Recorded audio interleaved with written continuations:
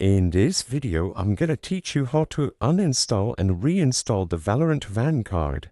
It's a very quick and easy process, so make sure to follow along. First of all, you need to properly uninstall the Vanguard Valorant anti-cheat to install it back up again. So the first step is to click this little arrow icon at the right side of the rear screen, aka the system tray, and make sure you right-click Valorant anti-cheat or Vanguard and exit before following through with this video.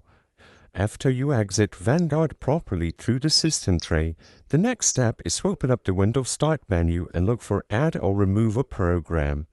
You will be redirected to the Windows Installed Apps or Installed Programs control panel settings, and in here just look for Riot Vanguard and make sure you uninstall it through here as well. After this step, you need to restart your computer to ensure that Valorant Vanguard will be properly reinstalled. So go ahead and restart your computer, and after you are back to Windows, open up your main drive.